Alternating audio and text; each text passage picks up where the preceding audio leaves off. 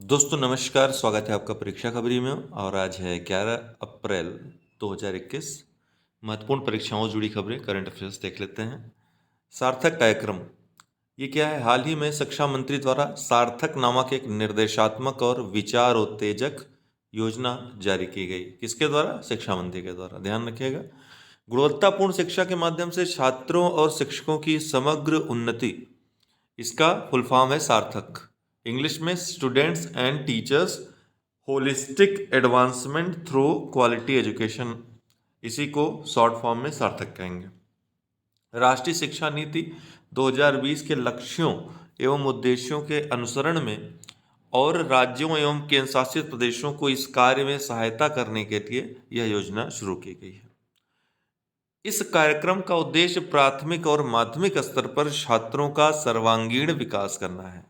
प्राथमिक और माध्यमिक स्तर पर छात्रों का सर्वांगीण विकास करना है। यह कार्यक्रम छात्रों तथा शिक्षकों के लिए एक सुरक्षित, समावेशी और अनुकूल शिक्षण वातावरण तैयार करेगा। ये प्रीलिम्स और मुख्य परीक्षा दोनों की दृष्टि से महत्वपूर्ण है। मुख्य परीक्षा में भी ये पॉइंट्स आप ध्यान रखेंगे। AI for agriculture hackathon, artificial intelligence, कृत्रिम बुद्धिमत्ता, ये क्या होती है? अर्थात मानव सदृश बुद्धि का निर्माण, मानव द्वारा कृत्रिम रूप से जो मानव बुद्धि है, मानव बुद्धि उसकी क्षमता बहुत ज़्यादा है, तो उसी क्षमता के बराबर की बुद्धि का निर्माण करना, इसी को कहते हैं कृत्रिम बुद्धिमत्ता। जैसे आपका कंप्यूटर है, रोबोट है, रोबोट सबसे अच्छा उदाहरण है। आने वाले समय में AI का उपयोग बढ़ने वाला है, प्रत्येक क्षेत्र में धीरे धीरे बढ़ ही रहा है। चाहे वो कार हो, चाहे वो आपका टेलीविज़न हो, ठीक है, रोबोटिक्स हो, रोबोटिक्स तो है ही उसमें, अस्पताल में चिकित्सा हो, युद्ध हो, प्रत्येक क्षेत्र में आपका आर्टिफिशियल इंटेलिजेंस का प्रयोग धीरे धीरे बढ़ रहा है। आने वाले समय में आप घर घर में इसका उपयोग देखेंगे। तो आप मोबाइल में भी कहीं ना कहीं इस पद्धति का प्रयोग करते हैं। आर्टिफिशियल इंटेलिजेंस कई मोबाइल में एक फीचर्स के रूप में आ चुका है, जो आपकी बात सुनता है और उस पर कार्य करता है। तो वो क्या है? एक आर्टिफिशियल इंटेलिजेंस का ही रूप है। तो आर्टिफिशियल इंटेलिजेंस का प्रयोग कृषि क्षेत्र में भी किया जा सकता है। इसके लिए हैकाथॉन आयोजित किया गया। कृषि के क्षेत्र में AI समाधानों को बेहतर बनाने के लिए गूगल, माई गवर्नमेंट और HUL द्वारा artificial intelligence for agriculture hackathon शुरू किया गया है। Artificial intelligence for agriculture hackathon के तहत प्रतिभागी आइडिया का विकास करेंगे और उन प्रोटोटाइपों का निर्माण करेंगे जो किसानों को पानी के उपयोग और स्थिरता में आने वाली चुनौतियों का समाधान करते हैं। मूल रूप से इस पहल का उद्देश्य पानी का संरक्षण करना है और पानी की न्यूनतम मात्रा का उपयोग करने के लिए अभिनव तरीकों को लाना है। यह पहल विश्व जल दिवस पर शुरू की गई थी। आने वाले समय अभी क्या होता है कि एक और इसका प्रयोग हो सकता है सबसे बढ़िया, कि हम क्या करते हैं कि जैसे कि जल पंप है उसको खुला छोड़ करके सो गए या इधर उधर चले गए, क्योंकि जितनी देर तक सिंचाई होगी व्यक्ति उतनी देर तक खड़ा नहीं रह सकता है।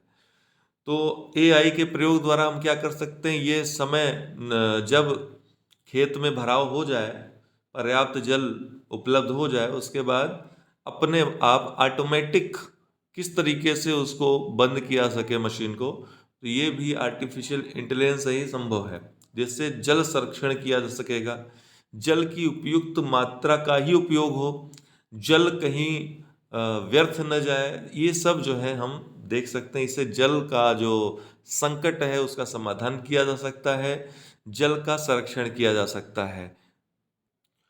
ध्यान रखिए, यह पहल विश्व जल दिवस पर शुरू की गई थी। विश्व जल दिवस जो कि कब 22 मार्च को मनाया जाता है। 22 मार्च को प्रतिवर्ष 1992 में रियो डी जेनेरियो जो सम्मेलन हुआ था, आपको पता है, पृथ्वी सम्मेलन के नाम से भी जानते हैं उसको, जलवायु परिवर्तन शिखर सम्मेलन था पहला।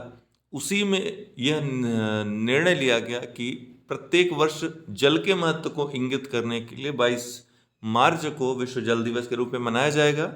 इस बार की 2021 में जो 22 मार्च को विश्व जल दिवस था, उसकी थीम याद रखिएगा, वैल्यूइंग वाटर, मतलब पानी का महत्व, जल का महत्व इस बार की थीम रही। ओके, तो इतनी सारी बातें आपको ध्यान रखना है। भारत में ताजे पानी का 80% से अधिक कृषि में उपयोग किया जाता है जल, इसलिए कृषि के क्षेत्र में पानी के उपयोग की दक्षता में सुधार करना महत्वपूर्ण। फ्रीडम ऑफ नेविगेशन ऑपरेशन अभी काफी चर्चा में रहा, विवादित भी रहा। क्यों? क्योंकि अमेरिकी नौसेना ने हाल ही में लक्षद्वीप के पास हिंद महासागर क्षेत्र में फ्रीडम ऑफ नेविगेशन ऑपरेशन का आयोजन किया। अब ये ऑपरेशन का आयोजन तो दोस्तों कोई भी देश कर सकता है, ऐसी कोई मनाही नहीं है। अपना इस ऑपरेशन की बात मैं बता दूं, इसमें कोई ऐसा नहीं था कि आकर के बम फोड़कर चले गए। इसमें बस इतना ही था कि अपना एक युद्धपोत इन्होंने यहां से गुजारा। युद्धपोत गुजारा तो ये कैसा ऑपरेशन हो गया, इसके बारे में अभी चर्चा करूंगा। पहले पढ़ लेते हैं पूरी बात। इस ऑपरेशन के दौरान अमेरिकी युद्धपोत ने भारत की आज्ञा के बिना, यही सबसे महत्वपूर्ण बात है, भारत की आज्ञा के बिना भारत के विशेष आर्थिक क्षेत्र में प्रवेश किया, जो अनन्य आर्थिक क्षेत्र है, एक्सक्लूसिव इकोनॉमिक जोन। ये इस विशेष नहीं, इसको आप अनन्य आर्थिक क्षेत्र बोलिए, ठीक है, विशेष नहीं है, वो स्पेशल इकोनॉमिक जोन हो जाता है। SEZ वो अलग है, वो निर्यात प्रसंस्कृत क्षेत्र होते हैं, निर्यात आधारित क्षेत्र होते हैं भारत के, वो अलग है। 2002 में स्टार्ट हुए थे वो, उसके बारे में बाद में चर्चा करेंगे। ये है अनन्य आर्थिक क्षेत्र, एक्सक्लूसिव इकोनॉमिक जोन, इसमें प्रवेश किया। भारतीय EEZ में प्रवेश करने वाला युद्धपोत एक गाइडेड मिसाइल डिस्ट्रॉयर था। इसका नाम था USS जॉन पॉल जोन्स। क्या था? USS जॉन पॉल जोन्स इसका नाम था। नाम भी याद रखिएगा।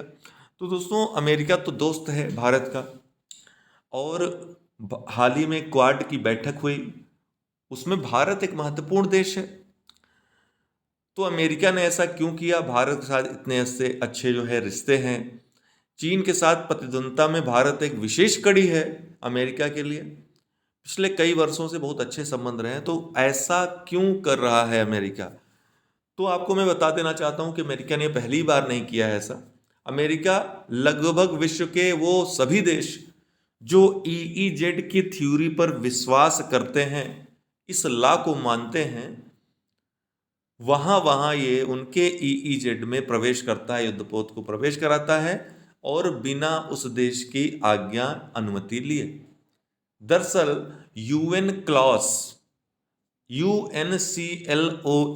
United Nation convention on law of sea, 1982 में एक कन्वेंशन की स्थापना की गई, जो कि 1994 में लागू हुआ। ये कन्वेंशन यूनाइटेड नेशंस के संयुक्त राष्ट्र के प्रयासों से हुआ, ताकि समुद्र संबंधी कोई विवाद न रहे देशों के मध्य, विश्व के जो देश हैं। अमेरिका तो अपने आप को दादा समझता था। 1982 में स्थिति बहुत प्रबल थी। उसने कुछ शर्तें रखी थी, जिसको यूनाइटेड नेशंस ने मानने से इनकार कर दिया था, विश्व के देशों ने नकार दिया था। तो अमेरिका ने इस संधि को, इस कन्वेंशन को कभी माना ही नहीं। और तभी से अमेरिका क्या करता है, जो देश, जैसे भारत ने माना है, जापान ने माना है, ऑस्ट्रेलिया ने माना है, इससे कोई मतलब नहीं कि वो दोस्त राष्ट्र है या दुश्मन राष्ट्र है। अमेरिका लगभग सभी देशों के पास से बिना अनुमति के, बिना आज्ञा के अपने युद्धपोत को गुजारता है। दरअसल EEZ, अभी हम आपको उस क्षेत्र को भी दिखा देते हैं। अभी आप देख सकते हैं, किसी भी देश का दोस्तों जो अधिकार क्षेत्र है, केवल उसके भूमि तक सीमित नहीं रहता, स्थल तक सीमित नहीं रहता, बल्कि उसका अधिकार क्षेत्र समुद्रों में भी कुछ सीमा तक रहता है। इसी सीमा को जो है समुद्री सीमा कहते हैं, जो कि अनक्लास, जो United Nation convention on law of sea है, उसके द्वारा निर्धारित होता है, जिसको मानने वाले देश इसको अपना घोषित करते हैं कि ये हमारा इतना नॉटिकल मील तक अनन्य आर्थिक क्षेत्र है, इतना नॉटिकल मील तक हमारा जो है क्षेत्रीय जल है, इतना हमारे पास आंतरिक जल है, ये सब चीज़ें। तो द्वीपों को आप देखें, जो हमारे द्वीप हैं, उनकी जो तट रेखा होती है, जो जहाँ भी द्वीप रहेगा, तो द्वीपों के तट जो होते हैं, आप देखेंगे काफ़ी जो है टेढ़े मेढ़े होते हैं, कटे छटे होते हैं। तो इनको मिलाने वाली जो रेखा होती है, जो फाइनल, जो अंतिम बिंदु तक जो मिलाएगी रेखा, इन मिलाने वाली रेखाओं को क्या कहते हैं? आधार रेखा कहते हैं। क्या कहेंगे? आधार रेखा। मतलब यहीं से नपाई होगी, ये आधार रेखा है, जो आपको ये दिख रहा है, ये आधार रेखा होगी। तट और आधार रेखा के बीच ये जो जल बच जाता है दोस्तों, इसको हम क्या कहेंगे? आंतरिक जल कहेंगे। क्या कहेंगे? आंतरिक जल के, ध्यान रखिएगा, इसको क्या कहेंगे? इंटरनल वाटर कहेंगे। भारत जो है हिंद महासागर में दोस्तों सबसे लंबी तट रेखा वाला देश है, ये ध्यान रखिएगा। हिंद महासागर में सबसे लंबा तट किस देश का है अगर पूछा जाए तो भारत का है। भारत के नाम से ही हिंद महासागर का नाम पड़ा है, इसी बात से आप समझ सकते हैं। और महत्व भी सामरिक दृष्टि से हिंद महासागर का बहुत है भारत के लिए, इसीलिए ऐसी कोई गतिविधि होती है तो निश्चित रूप से चिंता का विषय होता है। तो विश्व के, मैंने जैसा आपको बताया कि विश्व के सभी देशों को समुद्रों में अधिकार देने के लिए अर्थात उनकी समुद्री सीमाएं निर्धारित करने के लिए 1982 में संयुक्त राष्ट्र संघ के सदस्यों के बीच एक समझौता हुआ, कन्वेंशन हुआ, जिसको कि United Nations convention on the law of sea, UN clause कहा जाता है। इसी में 3 प्रकार की समुद्री सीमाएं बताई गई। कौन कौन सी? प्रादेशिक समुद्री सीमा, जिसको टेरिटोरियल वाटर आप कहते हैं, टेरिटोरियल वाटर। ये सीमा कहां तक रहती है? आधार रेखा से 12 नॉटिकल मील तक। आधार रेखा से समुद्र में 12 समुद्री मील तक। पूरी बात आपको बता दे रहे हैं, प्रीलिम्स मुख्य परीक्षा दोनों के लिए महत्वपूर्ण है। तो प्रादेशिक समुद्री रेखा जो टेरिटोरियल वाटर रहता है दोस्तों, टेरिटोरियल सी रहता है। आधार रेखा से समुद्र में 12 समुद्री मील या नॉटिकल मील तक प्रादेशिक समुद्री सीमा कहते हैं इसको। समुद्र में प्रादेशिक समुद्री सीमा तक भारत का संपूर्ण अधिकार होता है, या किसी भी देश का जो टेरिटोरियल वाटर रहेगा वहां तक उसका संपूर्ण अधिकार रहेगा। ये मान के चलिए जैसे वो हमारा ही भूमि क्षेत्र है, उसी तरह के अधिकार टेरिटोरियल सी में रहते हैं। ठीक है। और एक नॉटिकल मील, अगर एक समुद्री मील पूछा जाए कभी आपसे एग्जाम में किसी में भी, ध्यान रखिएगा 1.8 मील के बराबर एक समुद्री मील होता है। ओके, ये भी चीज आप ध्यान रखिएगा। फिर उसके बाद आता है अविच्छिन्न मंडल। इसको क्या कहते हैं? अविच्छिन्न मंडल, कॉन्टिगस जोन। ये जो है बेस लाइन से नहीं, बेस लाइन से इसकी दूरी, इसकी सीमा की दूरी 24 नॉटिकल मील होती है, ध्यान रखिएगा। जबकि टेरिटोरियल वाटर जो ये क्षेत्र होता है, इससे इसकी दूरी 12 नॉटिकल मील होती है। तो दोनों से आपको ध्यान रखना है और एग्जाम में देखना है कि क्या पूछ रहा है। तो अगर टेरिटोरियल वाटर से देखा जाए तो इसकी सीमा की दूरी जो है 12 नॉटिकल मील, जबकि आधार रेखा से इसकी सीमा जो है 24 नॉटिकल मील कुल, अर्थात 12 टेरिटोरियल और 12 कॉन्टिगस जोन, तो ये 24 नॉटिकल मील की कुल दूरी होती है।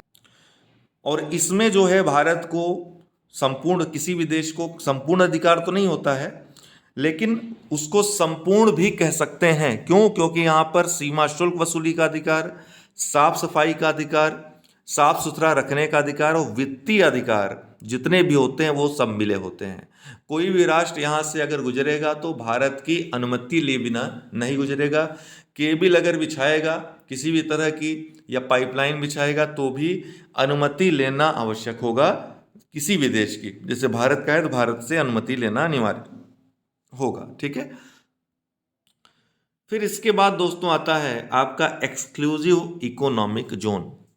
इसकी जो दूरी होती है, काफी लोग कंफ्यूज रहते हैं, आधार रेखा से 200 नॉटिकल मील होती है। आधार रेखा से 200 नॉटिकल मील की दूरी जो होती है वो एक्सक्लूसिव इकोनॉमिक जोन, अनन्य आर्थिक क्षेत्र की सीमा होती है।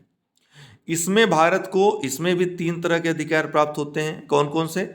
एक तो इस सीमा तक भारत नए द्वीपों का निर्माण कर सकता है, अर्थात कृत्रिम द्वीपों का निर्माण कर सकता है। कोई भी देश अन्य आर्थिक क्षेत्र में कृत्रिम द्वीप का निर्माण कर सकता है। अब आप कहेंगे कृत्रिम द्वीप का जब निर्माण कर लेगा तो द्वीप से भी फिर 200 नॉटिकल मील कहेगा ये तो हमारा द्वीप है, ये आधार रेखा हो गई, फिर 200 नॉटिकल मील, फिर एक और कृत्रिम द्वीप 200 नॉटिकल मील में स्थापित कर लेगा, फिर कहेगा आगे भी 200 नॉटिकल मील हम नापेंगे। तो इस तरह से क्या होगा, भारत जैसा कोई भी देश जो परमाणु शक्ति संपन्न होगा पूरे विश्व को नाप लेगा कृत्रिम द्वीप निर्माण करते करते। तो इसमें नियम है कि कृत्रिम द्वीप से आधार रेखा नहीं बनाई जा सकती है। ठीक है ना। तो कृत्रिम द्वीप को इसमें शामिल नहीं किया जाता है। जो प्राकृतिक द्वीप हैं, जैसे कि चाइना करता है, 9 डैश लाइन जो उसने बनाई है दक्षिण चीन सागर में, वहाँ पर कुछ प्राकृतिक द्वीप हैं, छोटे द्वीप, एकदम निर्जन द्वीप हैं, लेकिन चाइना चूंकि उसको दादागिरी करनी है, अब नया दादा निकल रहा है, तो वो क्या कहता है कि ये हमारा द्वीप है, और चूंकि प्राकृतिक द्वीप है, कृत्रिम है नहीं, तो वहां से वो जब दूरी नापता है 200 नॉटिकल मील की, तो लगभग पूरे दक्षिण चीन सागर में अपना कब्जा वो बताता है। इन्हीं समस्याओं का समाधान यूएन क्लॉज में किया गया है। तो एक तरह से उल्लंघन भी चाइना यूएन क्लॉज के प्रावधानों का करता है, लेकिन वो नहीं मानता, कहता है जब प्राकृतिक द्वीप है तो उल्लंघन का हम तो मान ही रहे हैं कि प्राकृतिक द्वीप है और यहाँ से आधार रेखा ये है 200 नॉटिकल मील। अच्छा हाँ, एक चीज़ बड़ी मज़ेदार है, जैसे आप देखे होंगे भारत है और भारत के नीचे श्रीलंका है, तो ये तो 200 नॉटिकल मील तो है नहीं, तो भारत की जो आधार रेखा है उससे 200 नॉटिकल मील के अंदर तो पूरा श्रीलंका आ जाएगा। अगर श्रीलंका माने तो भारत का पूरा अंदरूनी हिस्सा, पूरा समुद्र आ जाएगा। तब फिर ये इस तरह का समाधान की व्यवस्था है या नहीं है? बिल्कुल है। अगर ऐसा होता है तो आधा क्षेत्र जो है हमारा हो जाएगा। यहाँ 200 नॉटिकल मील वाला थ्योरी काम नहीं करेगा। यहाँ आधा क्षेत्र हमारा हो जाएगा और आधा क्षेत्र जो है श्रीलंका का हो जाएगा। ओके, ये बात आपको ध्यान रखनी है। और दोस्तों ध्यान रखिएगा, एक्सक्लूसिव इकोनॉमिक जोन के बाद का जो क्षेत्र होता है, इसके आगे का जो क्षेत्र होता है उसको खुला समुद्र कहते हैं, हाई सी कहते हैं। और ये अंतरराष्ट्रीय कानूनों के अनुसार इस क्षेत्र में प्रत्येक देश का समान अधिकार होता है। प्रत्येक देश का अधिकार, उस देश का भी यहाँ पर अधिकार है। वो देश भी यहाँ खनिज संसाधनों की खोज कर सकता है, मछली पकड़ सकता है, आदि काम कर सकता है, जिनके पास समुद्र सीमा नहीं है। जैसे नेपाल हो गया, तो वो अगर शक्ति संपन्न है तो यहाँ पर उसके पास अगर संसाधन है ये सब करने के, तो खुले समुद्र में वो अपनी क्रियाएं कर सकता है। तो ये आप ध्यान रखिएगा, खुले समुद्र की भी पूछ सकता है, इसमें कोई देश क्या कर सकता है, तो याद रखिएगा। तो ये है पूरी बात। लक्षद्वीप के पास अमेरिका अपना युद्धपोत अभी ले गया है बिना भारत की आज्ञा के, जो कि यूएन क्लॉज के प्रावधानों का उल्लंघन है। और क्यों ऐसा किया अमेरिका ने? क्योंकि वो इस संधि को, इस कन्वेंशन को नहीं मानता है। और जब से ये संधि, ये कन्वेंशन लागू हुआ है, तभी से अमेरिका की एक रणनीति रही है कि प्रत्येक देश जो इस ईईजेड को मानते हैं उनके पास से, उनके ईईजेड से बिना उनकी अनुमति के अपना युद्धपोत गुजारो, जिससे हम चुनौती दे सकें इस कानून को कि हम इस कानून को नहीं मानते। तो अमेरिका की देखिए ये दादागिरी अभी भी चल रही है कि हम नहीं मानते हैं तो हम किसी भी देश के पास से युद्धपोत गुजार सकते हैं, जबकि बड़ा ये मजाकिया लगता है।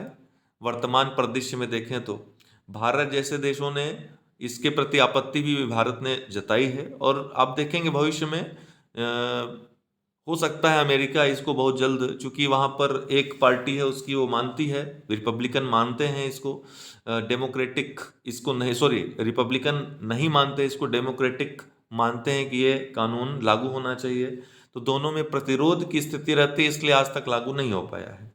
लेकिन हो सकता है भविष्य में यूएन क्लॉज को अमेरिका भी स्वीकृति दे दे, क्योंकि वो चाइना का दक्षिण चीन सागर में विरोध करता है, और यूएन क्लॉज को अगर वो नहीं मानेगा तो चाइना का वो विरोध नहीं कर सकता, चाइना की नीतियों का विरोध नहीं कर सकता ऑफिशियली अगर देखा जाए तो इतनी बातें जानिए, थोड़ा सा इस पर चर्चा हो गई, विशेष चर्चा कभी करेंगे, ठीक है, कंप्लीट इस क्षेत्र में क्या क्या विवाद हैं, क्यों बांग्लादेश के ऊपर से, अर्थात बांग्लादेश के बगल से कोई समुद्रपोत, युद्धपोत गुजर जाता है, भारत कुछ नहीं कर पाता है, उसके भी कारण आपको हम बताएंगे कि क्या वो 200 नॉटिकल मील में नहीं आता है, तो उसका भी हम गहन विश्लेषण करेंगे, ठीक है। आपको समझ में आएगा कि क्यों इस तरह की समस्याएं उत्पन्न होती हैं, इस तरह के विवाद उत्पन्न होते हैं, और इनका समाधान क्या किया जा सकता है।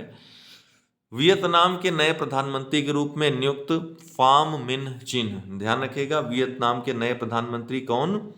फाम मिन चिन। वियतनाम के नए राष्ट्रपति के रूप में कौन नियुक्त हुए हैं? गुयेन जुआन फुक। गुयेन जुआन फुक ये निवर्तमान प्रधानमंत्री थे, अब ये वियतनाम के नए राष्ट्रपति हो गए हैं। सिडबी के नए अध्यक्ष और प्रबंध निदेशक के रूप में किसे नियुक्त किया गया है? तो एस रमन को सिडबी के नए अध्यक्ष और प्रबंध निदेशक के रूप में नियुक्त किया गया है। भारतीय लघु उद्योग विकास bank, small industries development bank of India SIDBI. तो भारतीय लघु उद्योग विकास बैंक एक संवैधानिक निकाय है, अर्थात विधि द्वारा इसकी स्थापना की गई है। संवैधानिक नहीं है दोस्तों, संवैधिक है, ध्यान रखिएगा। इसकी स्थापना 2 अप्रैल 1990 को की गई थी। सिडबी यह सूक्ष्म लघु और मध्यम उद्यम एमएसएमई क्षेत्र के संवर्धन, वित्त पोषण और विकास के साथ साथ समान गतिविधियों से जुड़े संस्थानों के कार्यों के समन्वय के लिए प्रमुख वित्तीय संस्थान के रूप में कार्य करता है। सिडबी का मुख्यालय लखनऊ में स्थित है। आरबीआई इसका क्या करता है, नियंत्रण करता है, ध्यान रखिएगा। तो डेली करंट क्विज में क्या है, जनजातीय स्वास्थ्य सहयोगात्मक अनमाया का शुभारंभ किसने किया? परसों हमने डिस्कस किया था, स्वास्थ्य मंत्री डॉक्टर हर्षवर्धन ने। केंद्रीय स्वास्थ्य मंत्री हर्षवर्धन ने 7 अप्रैल 2021 को एक वीडियो कॉन्फ्रेंस के माध्यम से जनजातीय स्वास्थ्य सहयोगात्मक अनामया का शुभारंभ किया। यह बहुहितधारक पहल अनामया भारत के आदिवासी समुदायों के स्वास्थ्य और पोषण को बढ़ाने के लिए विभिन्न सरकारी एजेंसियों और संगठनों के प्रयास को बढ़ावा देगी। जनजातीय समुदायों में प्रचलित अन्य महत्वपूर्ण बीमारियों जैसे कि सिकल सेल रोग, मलेरिया, एनीमिया, कुपोषण से निपटने का पूरा प्रयास किया जाएगा। सरकार ने किस महाकवि की तपस्थली का मौजूदा नाम महमूदपुर को बदलकर परासौली, बहुत महत्वपूर्ण है, अति महत्वपूर्ण, वेरी वेरी इंपॉर्टेंट, सूरदास की जो तपस्थली था उसका नाम महमूदपुर था, इसको बदलकर परासौली करने की मंजूरी प्रदान की है। उत्तर प्रदेश में मथुरा की गोवर्धन तहसील के निकट स्थित महमूदपुर गांव का नाम अब आधिकारिक तौर पर बदलकर परासौली कर दिया गया, जो कि पुराना नाम भी था इसका।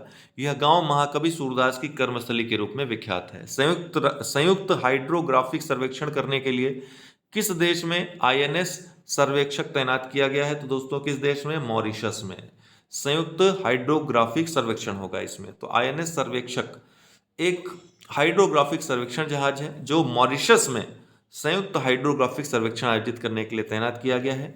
इस जहाज ने पोर्ट लुइस मॉरिशस का दौरा किया और पोर्ट लुइस से दूर गहरे समुद्र क्षेत्र का हाइड्रोग्राफिक सर्वेक्षण शुरू किया। तो आईएनएस सर्वेक्षक, इसका नाम याद रखिएगा, मॉरिशस याद रखिएगा। तो दोस्तों बहुत बहुत धन्यवाद। आपको बता दूं कि हमारे यहाँ बैचेस चल रहे हैं यूपीपीसीएस प्रीलिम्स के, क्रैश कोर्स चल रहा है, आरओ प्रीलिम्स मेंस। इसके अलावा वैकल्पिक विषय की क्लासेस, समाजशास्त्र, लोक प्रशासन और पीएसआईआर की क्लासेस स्टार्ट हो गई हैं। संस्कृत और हिंदी साहित्य भी बहुत जल्द स्टार्ट होगा, आप लोग देख सकते हैं, क्लासेस कर सकते हैं।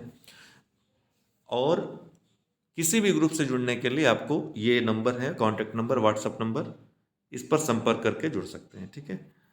और विभिन्न पीडीएफ और वीडियोस पाने के लिए नीचे दिए गए डिस्क्रिप्शन बॉक्स में जो लिंक दिए हैं टेलीग्राम के, उसमें आप जुड़ जाइए। बहुत बहुत धन्यवाद।